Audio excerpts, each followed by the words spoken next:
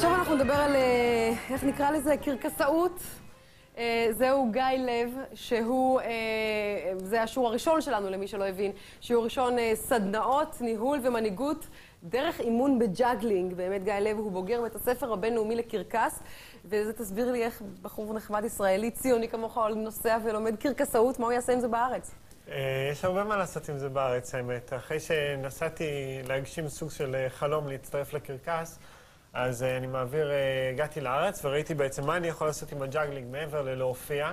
אז אני הלכתי ופיתחתי איזושהי שיטה שבעצם מדברת על יישום של כל מיומנויות הקרקס בעסקים ובעבודה ובחיים בכלל. איש עסקים יבוא ללמוד אצלך, נגיד לא הולך לו כל כך, והוא רוצה להשתפר כאיש עסקים וכמנהיג וזה וזה. אז הוא יבוא וילמד ג'אגלינג וזה יעשה לו, הוא יהיה איש עסקים יותר טוב? למעשה כל אחד מאיתנו הוא ג'אגלר ולהטוטן, כי כולנו יש לנו הרבה מאוד דברים במהלך היום שאנחנו צריכים לנהל ולעשות בו זמנית. השאלה היא איך אנחנו עושים את זה.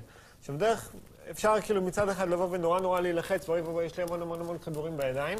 אפשר מצד שני גם לבוא בגישה הרבה יותר רגועה ומתוך משחק ולשחק ולשלוט בכדורים. זה כמה פעמים אני ניסיתי ללמוד ג'אגלינג בחיים האלה? לא, באמת. ניסיתי אולי פעמיים, לא סתם, קצת יותר. ולא, אני לא מצליחה.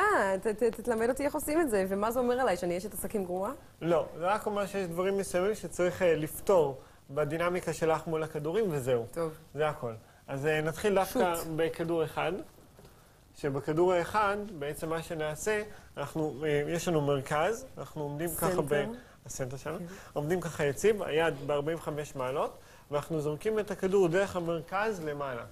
ודרך המרכז למעלה. ולהחליף ידיים כאילו? כן, מיד ליד, בצורה כזאת, לאט לאט. זאת בעיה כנראה. לכל אחד יש יד חלשה, שקצת יותר קשה לעשות איתה ג'אגלינג כמובן. עכשיו, חלק מהרעיון בעצם בשיטה שאני מלמד, זה הרעיון הוא שלדוגמה אם אני זורק ומפיל את הכדור, אז זה לא ישר לבוא בתחושה של אוף איזה באסה, הכדור נפל, אלא בדיוק ההפך. כשהכדור נופל זה המקום הראשון שבו יש לי הזדמנות ללמוד.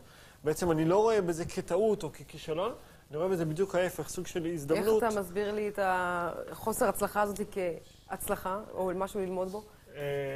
הנה, דוגמה. עכשיו, למה שאני אתכופף? אם יש פה מנהלי הפקה, מנהלי במה. להתכופף, אפשר עם הרגל בכל מיני שיטות אלגנטיות יותר. שאני עם הרגל לא יכולה לעשות את זה. אבל למעשה, ברגע שהכדור נופל, זה המקום הראשון שבו את מנסה משהו שאת עדיין לא יודעת. זאת אומרת, זה המקום הראשון שבו יש לך משהו ללמוד. כשאני עושה ג'אגלינג, ואף כדור לא נופל, והכל נמצא במין איזון מושלם כזה, אז בעצם אני נשאר בדיוק באותו מקום כל הזמן. עכשיו תגיד לי, אתה כבר תרגמת את זה לעולם העסקים אצלך? זה עובד? לגמרי. הרווחת מיליונים? אני מרוויח מזה שאני משחרר קודם כל את העבודה שלי, ובדיוק כמו שאני משחרר את הכדורים, לא לחוץ מדאגות היום-יום, איך תגיע עבודה, ופשוט מגיעות סדנאות ככה. טוב, בוא נחזור ללימודים. אנחנו אמרת סנטר. בדיוק.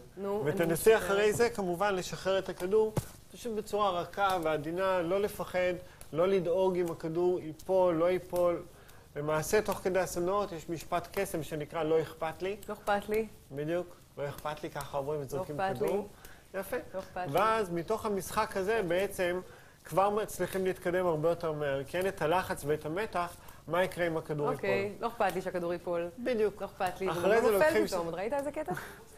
אחרי זה לוקחים שני כדורים, ובעצם בשני כדורים זה הסוד של השלושה כדורים. אני זורק כדור, ברגע שהוא מגיע לפסגה, אני זורק את השני מתחתיו. כמו זה נראה לזרוק, לתפוס ולתפוס.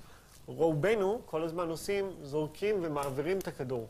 שזה הצורה הרגילה בעצם שאנחנו רגילים, ובג'אגלינג מה שצריך לעשות, לשחרר ולשחרר את הכדור. רגע, לא הבנתי, החזקת את זה באותה יד, שני הכדורים? לא. ככה? אחד דרך המרכז, כשהוא מגיע לפסגה. כן, אז אני משחררת את השני. כן. בדיוק. יש עוד. בוא נראה קצת משהו שאני אלמד. גם מלהסתכל לומדים הרבה.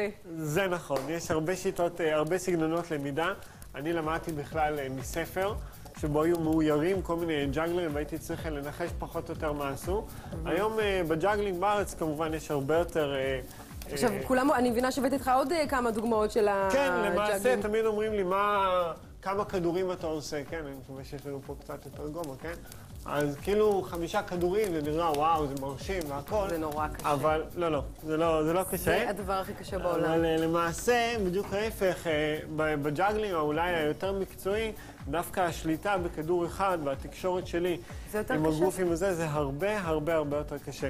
זה גם דורש הרבה יותר עבודה והרבה יותר משמעת מאשר 5 כדורים. אני חושבת שאם אני אצליח לעשות את מה שאתה עושה עכשיו, אני אפתור הרבה מאוד בעיות בחיים שלי. אני מאוד משתדל ליישם את הג'אגלינג בחיים. כמובן שזה לא תמיד עובד. רק שתבינו, הכדור הזה באמת הוא לא נדבק לו ליד. נגיד, אם אני אנסה לעשות את זה, זה יהיה אחרת לגמרי, הסיפור הזה. אוקיי, הדגמתי. גיא, זה היה יפה, ממש יפה ביותר, מעורר השראה. אני אחזור לעבודתי, שאני יושבת על השפה. זה הכי קשה, הכי קל בעולם. זה באמת היה גיא לב, ואתם יכולים, אפשר לבוא לסדנאות שאתה כמובן מעביר. בטח. כמובן, משתמעות, כמובן. מי? מה? בייחוד אם מרגישים שאנחנו חסרי קואורדינציה ואין סיכוי. דווקא אז. בדיוק אז זה המקום הטוב ללמוד. תודה, גיא. עכשיו אנחנו נעבור לתצוגת האופנה של יאיר ג'רמון. המעצב יאיר ג'רמון, הוא עבד עם טובי המעצבים בניו יורק, עם קלווין קליין, עם דונה קארן, עם ליז קליבון, ואחרי 10 שנים הוא חזר לארץ, בהם כולנו יכולות ללבוש את הבגדים, בגדי העילית שלו. אהלן, יאיר. הנה, אני מגיעה אליך, מה שלומך? בכיף, בסדר גמור. איך היה לעבוד עם קלווין?